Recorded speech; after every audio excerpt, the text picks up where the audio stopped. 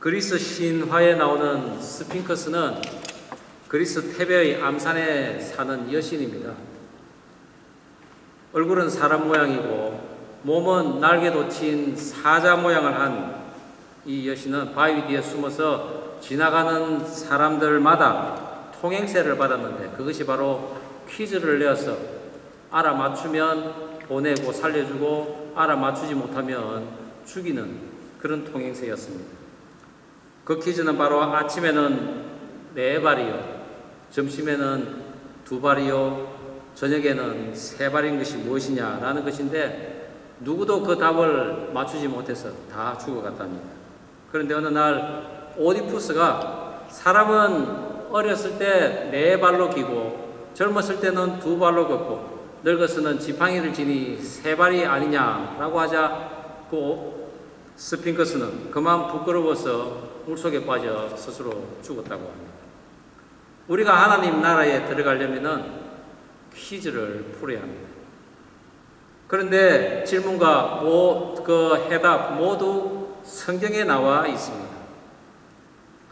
우습게 생긴 그 마귀가 삼킬자를 찾으러 두루 우는 사자와 같이 다닐 때 정답을 모르는 사람들은 그 사단 마귀가 다가올 때 너무나 두려워서 기절하여 사단에게 먹히는 수가 있습니다.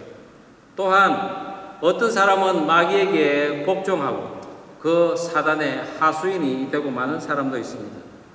그런데 성경을 읽고 하나님 나라에 대한 그 신앙의 삶을 사는 사람은 그 정답을 알고 있습니다. 바로 주 예수 그리스도가 나의 구세주임을 입으로 시인하고 그 주님을 인정하는, 그리고 나의 주인으로 영접하는 것입니다. 그리하면 사단이 다가와서 우리에게 퀴즈를 내고자 할 때 주 예수 그리스도의 이름으로 명하노니 사단아 물러가라 라고 우리가 선포할 때 그 사단은 물러가는 것입니다. 오직 예수 그리스도의 이름으로 이길 수 있는 것입니다. 우리가 죄악이 가득해지면 마음이 두려워집니다. 하나님을 멀리하는 삶을 살다 보면은 뭔가 나는 평온하고 풍족한데 내 주인은 무언가 나를 엄습해오는 그런 두려움이 가득하다고 느끼고 산다는 것입니다. 하나님의 지경에 우상을 가지고 들어갈 수 없는데도 이를 어긴 라헬은 언니 레아의 딸이 강간을 당하고 그것으로 인해서 그의 야곱의 아들들이 세겜 족속들을 살육하는 그 가운데에 그 지경을 떠나서 하나님 지경으로 옮겨가는 그 시점에 있었습니다. 그런데 그 지경으로 가기 전에 할 일이 있었습니다. 그것은 바로 우상을 묻어버리고 가는 것이었습니다.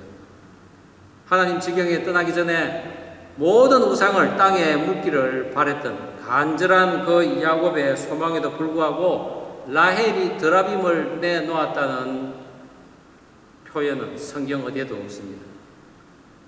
그런 가운데 라헬은 아버지 집인 그 헤브론으로 가는 도중에 아들을 낳다가 죽습니다. 하나님께서는 디나 사건을 통해서 하나님께 서원한 것을 지키게 하고, 그리고 그들이 가지고 있던 모든 우상을 다 버리고 가기를 바라셨던 것입니다. 그런 연구인지 라헬의 사망에 야곱이 어떻게 슬퍼했다든지 그런 표현은 전혀 나타나지 않고 그저 장사 지내고 비석만 세웠다고 성경은 이야기하고 있습니다.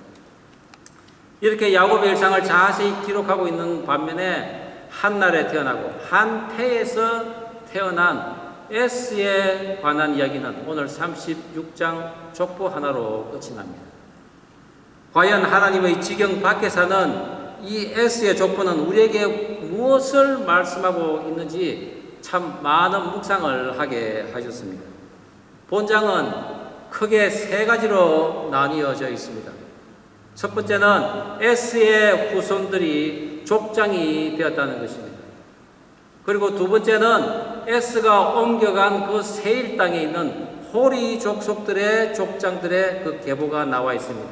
그리고 마지막 3번째는 에스의 족장들과 호리 족속의 족장들이 서로 통혼하여서 왕이 되는 왕의 족보가 에돔 땅에 왕의 족보가 나열되고 있습니다. 갑자기 웬 에스와 세일 땅의 족보인가 의아해했지만은 답을 찾다 보니 그것은 곧 집중되는 곳이 있었는데 바로 그것이 예수였습니다. 성경을 읽다가 우리가 내용을 잘 모르면은 예수님에게 초점을 맞추면 됩니다. 왜? 성경은 다 예수님, 하나님에 관한 말씀이기 때문입니다. 스핑크스의 그 퀴즈의 답이 사람인 것처럼 예수님께서도 항상 자신을 표현할 때 인자라고 표현했습니다. 사람의 아들이라는 뜻입니다. 하나님의 아들이시지만은 사람의 아들로 이 땅에 오셨기 때문입니다. 에스의 족보를 기록한 이유도 바로 그 예수님을 말씀하기 위한 것입니다. 즉 에스는 하나님의 장자 계보로 오실 그 예수님의 족보에서 밀려남으로써 그 복은 오히려 이방 민족들과 함께 살면서 바알 우상들을 섬기는 모습으로 바뀌어버린 것입니다. 그런 이유로 그는 이스라엘 민족이 바라보이는 그 가나안 땅을 마주보며 언제나 척박하고 험악한 삶을 살았을 뿐 아니라 자기의 형제 이스라엘을 늘 괴롭히는 모습으로 성경은 부각하고 있습니다. 그럼에도 하나님께서는 에스에게 복을 주셨습니다. 창세기 25장 23절에 복 중에 두 국민이 나겠고 라고 하며 에스도 큰 한 민족을 이루겠다고 하신 것입니다. 그러나 이 민족이 저 민족보다 크겠고 또 큰 자가 작은 자를 섬기리라고 한 것처럼 늘 이스라엘이 에스의 후예보다 모든 면에서 뛰어나고 앞서 나간 것입니다. 더군다나 에돔 족속은 이스라엘의 지배하에 있다가 종이 되는 그런 모습을 성경은 암시하고 있습니다. 그 계시대로 야곱과 에스는 서로 다른 두 국민으로 나뉘었는데 그것은 하나님의 관점에서 보는 것이냐 아니냐라는 모습입니다. 에스는 하나님의 나라를 기대하기보다는 자기의 의지대로 자기 원하는 대로 삶을 살았던 사람입니다. 하나님의 율법을 어기면서 보시기에 마땅치 않은 이방 여인들을 여럿이 부인으로 두고 세상적인 유산으로 만족하며 살았던 그 에스가 받을 복은 하나님 지경 밖에 서서 자기의 혈육인 이스라엘을 괴롭히다가 종으로 전락하는 그런 모습이었던 것이죠. 저는 오늘 하나님의 지경 밖에 있는 그 에스의 족보를 살펴보면서 과연 우리는 어떤 계보에 속해야 하는지 함께 은혜를 나누고자 합니다. 에스의 계보, 그 첫 번째는 이방 여인들과 함께함으로써 시작된다는 것입니다. 본문 36장 2절 3절 한 목소리로 다시 한번 읽어보겠습니다. 시작. 에스가 가나안 여인 중 헷 족속 엘론의 딸 아다와 히위 족속 시본의 딸인 아나의 딸 올리바마를 자기 아내로 맞이하고 또 이스마엘의 딸 느바요스의 누이 바스맛을 맞이하였더니 에스는 가나안 땅을 누비며 사냥하는 것을 좋아했습니다. 조부 아브라함에게 하나님께서 큰 애굽 강에서부터 큰 강 유브라데까지 다 너희에게 줄 것이라고, 너희 후손에게 줄 것이라고 약속했습니다. 그 약속을 들었을 에스는 그 땅을 이미 정복한 듯이 마구 그 땅을 다니며 사냥을 했습니다. 아버지 이삭 또한 그런 아들을 좋아했고 특별히 그 아들이 입었던 옷에서 나는 가나안 땅의 향취를 너무나 좋아했습니다. 그런데 에스는 그 땅을 두루 다니며 하나님의 그 소망을, 하나님께서 주신 그 소망을 기대하기보다는 오히려 그 땅의 이방 여인들을 부인으로 맞이하는 것입니다. 당시 서로 다른 부족들이 통합해서 동맹을 하여 서로가 서로를 도와주는 그런 풍습이 있기도 했습니다. 그런데 에스는 그런 것을 염두에 두고 이방 여인을 아내로 삼았을지라도 믿음의 아버지 그 이삭이 거주하고 있는 헤브론에 있는 한 자신의 뜻을 펼치지 못함을 알았던 것입니다. 그런데 그에게 기회가 왔습니다. 바로 야곱이 이제 그 땅으로 돌아온 것입니다. 롯과 아브라함의 그 가축의 수요가 너무 많아서 그들이 서로 갈라질 수밖에 없었던 것처럼 오늘 이삭과 거기 오늘 그 야곱과 에스의 가축들이 너무나 풍부해져서 그들이 헤어질 수밖에 없었던 것입니다. 아버지의 기대였던 그 장자의 명분과 함께 그 가나안 땅에 머물러야만 했던 그 의무를 이행하지 않아도 될 유일한 방법이 바로 건너편 세일 땅으로 가는 것이었습니다. 그러나 그것은 곧 이방 민족과의 통합이었던 것입니다. 오늘날도 우리 정치가들이나 재력가들은 그들의 세력을 확장하기 위해 또는 그들의 영향력을 크게 하기 위해서 그들의 자식들을 서로 사위 삼고 며느리 삼으면서 그들의 세력과 계보를 이어가려고 합니다.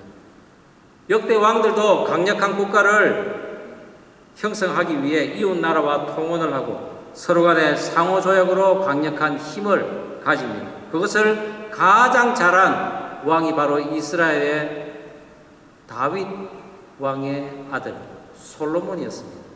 솔로몬은 근처 모든 나라들의 그 딸들과 통혼하면서 무려 부인만 1000명을 가졌다고 했습니다. 이스라엘이 부강해진 것은 사실이지만 그러나 다른 한편으로는 하나님께서 원하시는 이방신의 그 제거는 이루어지지 않았던 것입니다. 오늘 에스의 인물이 출중하고 사냥으로 연마된 그 기술은 이방 민족들과 자연스럽게 규합할 수 있는 그런 효과를 나타냈을 수도 있습니다. 다윗이 왕이 되기 전에 목동이었을 때 사자와 곰이 그 새끼 양을 잡아갔을 때도 쫓아가서 그 수염을 붙들고 그것을 물리친 그런 용맹이 있었던 것처럼 에스도 그렇게 민첩하게 자신의 그 사냥 실력을 뽐내면서 이방 여인을 아내로 맞이하며 살았던 것입니다. 하나님께서 아브라함에게 나타나셔서 동물을 반으로 쪼갠 후에 횃불을 지나가게 함으로써 하신 그 횃불 언약을 주시며 장차 될 일을 보이셨습니다. 그것은 내 자손이 이방에서 계기되어 4대 동안 그 민족들을 섬길 것이나 너희들은 또한 큰 재물을 가지고 그 땅에서 나올 것이라고 했습니다. 그리고 아브라함과 이삭에게 가나안 지경에 늘 있기를 요구하셨던 것입니다. 그러나 이삭의 두 아들 중 에스의 후예가 가나안 지경 바뀐 세일에 거하는 것은 한편으로는 할아버지 아브라함에게 하신 너에게 애굽 강에서부터 큰 강 유브라데까지 주겠다는 그 약속을 성취하기 위함이기도 했습니다. 이스라엘 백성들이 출애굽을 할 때 가나안 땅으로 가는 그 길 사방의 모든 나라가 아브라함의 후예가 되게 해서 순적한 여정을 통해 가나안 땅에 들어가게 하기 위함이었습니다. 그러나 그들의 사명은 거기까지였습니다. 하나님의 지경 밖에 있는 자들은 바로 하나님의 백성들을 인도하는 데 도구로 쓰일 뿐인 것입니다. 저와 여러분, 하나님이 싫어하시는 이방 여인, 곧 하나님의 그 지경 밖에 머물고 있는 존재들과 너무나 당연한 듯이 연합하고 조약을 맺고 있지는 않는지 살펴보기를 원합니다. 너무나 좋아 보이고 큰 즐거움을 줄 것 같고 그리고 그것과 함께함으로써 보다 크고 높은 것을 차지할 수 있을 것 같은 그 많은 것들은 바로 하나님의 지경 밖에 있는 이방 여인들과 같은 것이라는 것이죠. 비록 하나님께서 주시겠다는 약속을 하셨지만 그것은 어디까지나 하나님의 자녀들과 함께 있을 때 그리고 하나님의 지경 안에 있을 때만 효력이 있는 것입니다. 그것이 바로 하나님께서 기뻐하시는 계보 안에 드는 것임을 알고 이방 여인과 같은 그런 모든 방해물들을 기꺼이 멀리할 수 있는 저와 여러분 되기를 주의 이름으로 축원합니다. 하나님의 지경 밖으로 나간 에스의 족보에서 두 번째는 아말렉이 나왔다는 것입니다. 우리 본문 36장 9절에서 12절 말씀 다시 한번 한 목소리를 읽어보겠습니다. 시작. 세일산에 있는 에돔 족속의 조상 에스의 족보는 이러하고 그 자손의 이름은 이러하니라. 에스의 아내 아다의 아들은 엘리바스요 에스의 아내 바스마스의 아들은 느우엘이며 엘리바스의 아들들은 대만과 오말과 스보와 가담과 그나스요 에스의 아들 엘리바스의 첩 딥나는 아말렉을 엘리바스에게 낳았으니 이들은 에스의 아내 아다의 자손이며. 세일로 간 에스는 이방의 세 부인으로 하여금 11족장이 나오는 것을 성경은 기록하고 있습니다. 그것은 마치 야곱의 12지파를 닮은 듯 합니다. 그들의 번창은 하나님께서 아브라함에게 해주신 너의 후손을 바다의 모래와 같이 하늘의 별과 같이 많게 하시겠다는 약속의 성취이기도 합니다. 우리가 창세기를 처음 시작할 때 창세기만으로도 성경의 전체를 아우를 수 있는 방대한 뜻이 담겨져 있다고 했습니다. 성경은 하나님의 그 계시를 기록한 이 땅의 유일한 책입니다. 그 책에는 무수한 예언이 나오는데 많은 예언들이 실제로 다 이루어졌고 그리고 수많은 예언들이 이루어질 것을 지금 기다리고 있습니다. 그러나 더욱 중요한 것은 성경에 나오는 모든 예언과 말씀은 반드시 이루어진다는 것입니다. 12절을 보면 에스의 부인들을 기록하면서 에스의 그 후손인 엘리바스의 그 첩 딥나가 아말렉을 낳았다고 기록하고 있습니다. 하나님의 권능으로 출애굽하는 이스라엘의 백성들이 지나야 하는 그 노정의 주변국들이 바로 에스의 후예들입니다. 그들은 조상들로부터 아브라함의 하나님, 이삭의 하나님이라는 이야기를 늘 듣고 있었을 것입니다. 그러나 하나님의 권능으로 출애굽하는 그 이스라엘을 결코 감히 치는 자가 없고 다투지도 않았는데 오직 한 민족 아말렉만이 이스라엘 민족을 공격했던 것입니다. 광야 노정에서 물이 없어 피곤했을 때 그들을 공격함으로써 하나님께서는 진노하여서 그들의 대대로 여호와 하나님께서 친히 싸우시겠다고 하셨습니다. 그것을 책에 기록하여 자자손손 이것을 기억하고 지켜라는 것이죠. 그런데 과연 아말렉의 후손들은 어찌 되었을까요?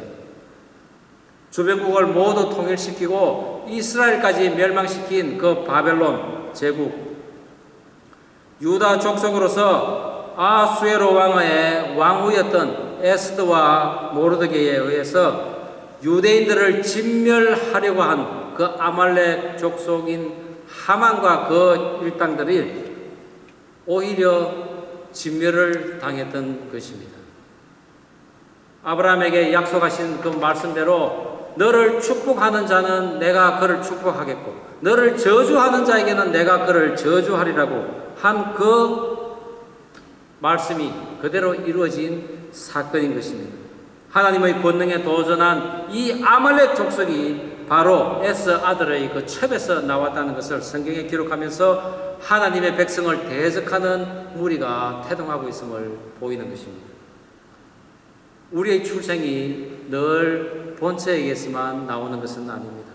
왜냐하면 야곱도 부인 4세다가 그리고 아들들을 12이나 놓았지만은 그 아들들로 인해서 이스라엘이라는 나라가 출범하였던 것입니다.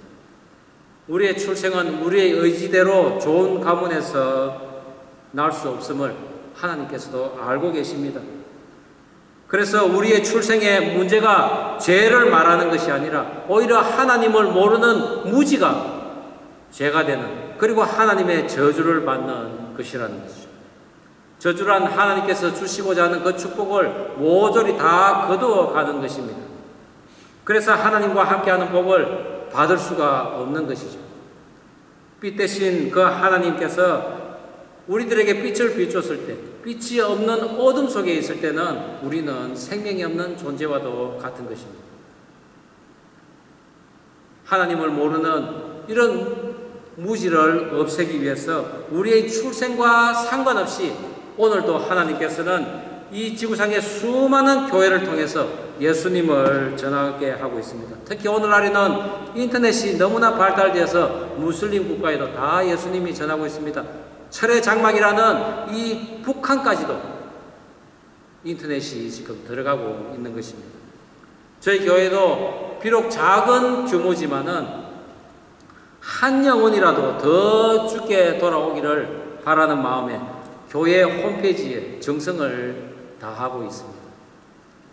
S의 후예들은 부족을 합치고 이방 족속과 연합하여 족장된 자들이 13명이 나왔는데 그들 무리 중에 이탈한 그 아말렉을 제외한 12족장들은 에돔 족속으로 이루어서 왕을 세워 나가는 것입니다. 악을 저지르는 자 가운데서도 아말렉 족속처럼 특별히 또 악을 저지른 자들이 있습니다. 그런 자들은 후손 대대로 하나님께서 결코 용서하지 않는다는 것을 보이는 것입니다. 저와 여러분 혹여라도 저지른 악이 있다면 우리 대해서 끝을 내어야 하는 것입니다. 결코 나의 후손에게까지는 그 악이 전해지지 않도록 하기 위해서 하나님을 모르는 무지 그리고 하나님께 대항하는 악을 제거하는 것입니다. 그것이 바로 하나님이 기뻐하시는 계보에 드는 것입니다. 저와 여러분 그러한 하나님을 모르는 무지에서 벗어나고 하나님을 대항하는 그런 악에서 벗어나 하나님의 계보에 드는 축복이 있기를 간절히 바랍니다. 하나님의 지경 밖으로 나간 에서 그 족보에는 세 번째 이스라엘의 왕이 있기 전에 에스의 후예들이 먼저 왕이 되었다는 것입니다. 본문 36장 31절 한 목소리로 다시 한번 읽어보겠습니다. 시작. 이스라엘 자손을 다스리는 왕이 있기 전에 에돔 땅을 다스리던 왕들은 이러하니라. 성경은 족장 시대에서 이제 왕정 시대로 급격히 바뀌고 있는 것을 보이고 있습니다. 이같이 왕을 이야기하는 것은 세상의 왕은 세대가 바뀌면서도 끊임없이 바뀌고 없어지는 가운데 있습니다. 영원한 왕은 없다는 것을 보여주고 있습니다. 대신에 영원한 왕이신 예수님을 소개하려는 작가의 의지가 보이는 것입니다. 에스의 계보도 그렇고 야곱의 순수 혈통의 계보도 그렇고 그리고 또한 왕의 위엄을 이야기하는 것 그 모두가 영원하신 하늘의 왕을 이야기하려는 작가 성령님의 의도인 것입니다. 그래서 우리가 다니엘서 2장 44절 말씀 우리가 한 목소리로 한번 읽어보겠습니다. 하나님의 나라는 어떤 나라인가? 다니엘서 2장 44절 말씀 시작. 이 여러 왕들의 시대에 하늘의 하나님이 한 나라를 세우시리니 이것은 영원히 망하지도 아니할 것이요 그 국권이 다른 백성에게로 돌아가지도 아니할 것이요 도리어 이 모든 나라를 쳐서 멸망시키고 영원히 설 것이라. 이것이 바로 하나님 나라인 것입니다. 바단 아람에서 돌아와 베델에 도착하자 하나님께서 야곱에게 다시는 너를 야곱이라 부르지 않고 이스라엘이라 부르겠다고 하셨습니다. 이스라엘이라는 새 이름을 주셨는데도 불구하고 그와 그 자식들의 삶은 여전히 엉망인 것입니다. 그러다 보니 이스라엘이라고 부르기에 민망스러웠던 모양입니다. 그러나 하나님께서는 다시는 야곱이라고 부르지 않겠다고 했습니다. 그리고 이스라엘이라는 축복, 그것은 생육하고 번성하고 그리고 너에게서 무수한 국민들이 나오면서 내 허리에서 또한 왕들이 나올 거라고 축복하신 것입니다. 그러나 우리의 예상과는 달리 이 야곱이 아니라 에스의 후예에서 왕들이 먼저 생겨나는 것입니다. 믿음의 장자 이스라엘에게 주신 이 축복이 에스에게 먼저 이루어지고 있는 것을 보면서 성경은 참 공평하신 하나님임을 우리에게 보여주고 있습니다. 그러나 결국은 알곡과 가라지는 분리되어야 하는 것입니다. 하나님께서 좋은 씨를 밭에 뿌렸는데 사람들이 자고 있는 틈에 원수들이 와서 가라지를 옥토에 뿌리고 갑니다. 한 밭에서 가라지와 알곡이 같이 자라나지만은 그것을 뽑지 못합니다. 왜 그렇습니까? 가라지는 일반 그 알곡보다는 뿌리가 더 깊이 내려갑니다. 그래서 자칫 가라지를 뽑다가는 알곡 그 이삭이 모조리 다 뽑히는 것입니다. 그래서 그 알곡이 다 익기까지 내버려 두었다가 추수 때에 추수꾼이 와서 가라지를 먼저 제하고 그리고 알곡은 창고에 들이라고 합니다. 여러분 가라지 보셨습니까? 가라지는 처음에는 잘 표시가 안 납니다. 그런데 다 성장하고 나면은 그 알이 새카맣게 열립니다. 물론 그 안에는 열매는 없습니다. 에스의 족속이 무성하고 또한 번성해서 왕도 먼저 나와 에스의 후손이 승리한 것 같이 보이지만은 그들은 가라지일 뿐인 것입니다. 하나님께서는 그리스도의 적통계보인 이스라엘에게서 무수한 왕이 나올 거라고 했습니다. 그래서 마가복음 10장 31절에도 그러나 먼저 된 자로서 나중되고 나중된 자로서 먼저 될지니라고 말씀하고 있는 것입니다. 오늘 에스의 계보는 이제 다음 장인 요셉의 이야기가 시작되면서 오랫동안 모습을 감추다가 이스라엘 민족들이 가나안 땅으로 향할 때 그때서 비로소 나오며 또한 이스라엘의 왕들이 세워질 때 그때는 자주 등장을 합니다. 그들은 이스라엘의 주변국으로 있다가 다윗 왕이 이스라엘 왕이 되어 그 주변 나라를 모두 평정할 때 이스라엘의 종이 되고 마는 것입니다. 아브라함에게 주신 약속이 900년이 넘어서 다윗 왕 때에 비로소 성취되는 것입니다. 그렇습니다. 하나님께서는 이삭의 장자 에스의 후손인 이 에돔 족속도 사실은 사랑했었습니다. 그것은 왜냐하면 에돔 족속을 늘 이스라엘을 바라보는 그 주변 국가로 만드셨기 때문입니다. 세상의 힘을 소유하기 위해서 이방 족속과 통합을 하기보다는 하나님과 연합하기를, 그리고 세상의 왕들에 다스려지는 것이 아니라 하나님에 의해서 다스려지도록 늘 건너편에 이스라엘을 바라보며 배우도록 가르치기 위함이었던 것입니다. 그래서 어떤 때는 이스라엘과 동맹국이 되고 어떤 때는 이스라엘의 종이 되게 함으로써 이스라엘에게 속하게 하신 그 하나님의 뜻은 이제 이스라엘을 맴도는 그런 족속으로 남지 말고 하나님의 장자 계보들이 모인 온전한 하나님의 지경으로 들어오라는 뜻이었습니다.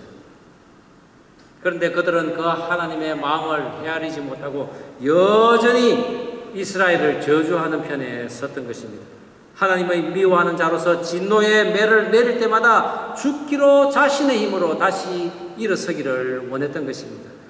말라기서 1장 4절에도 이런 말씀이 있습니다. 에돔은 말하기를 우리가 무너뜨림을 당하였으나 황폐된 곳을 다시 쌓으리라 하거니와 나 만군의 여호와는 이르노라 그들은 쌓을지라도 나는 헐리라.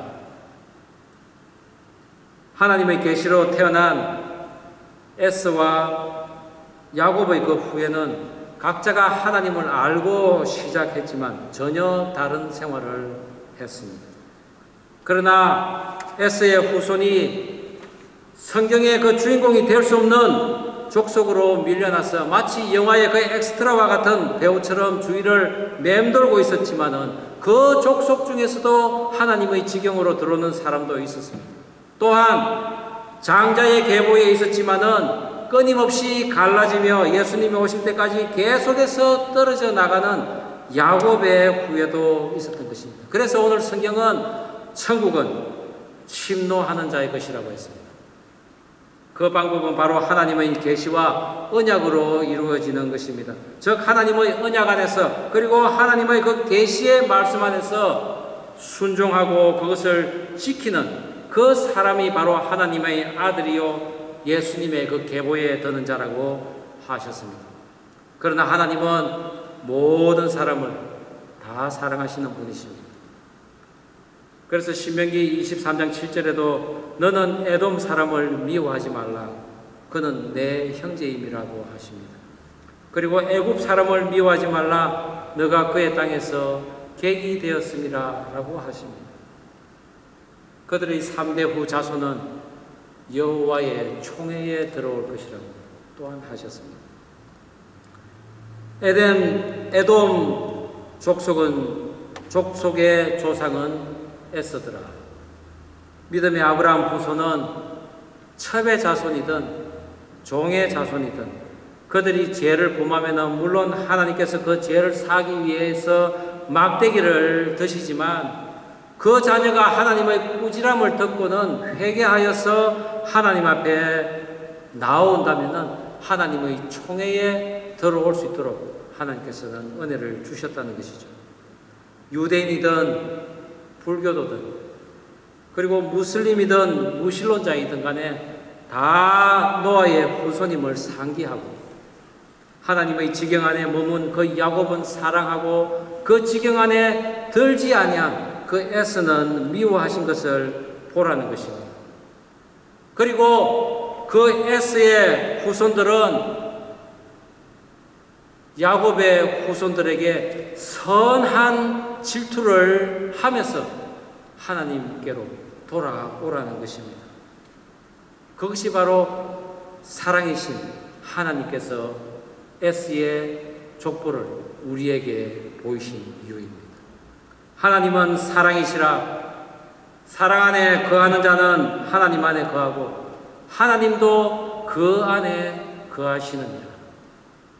저와 여러분 모두가 사랑이신 그 하나님 앞에 거하여서 거룩한 예수 그리스도의 계보 안에 드는 축복이 있기를 주의 이름으로 축원합니다. 기도하시겠습니다.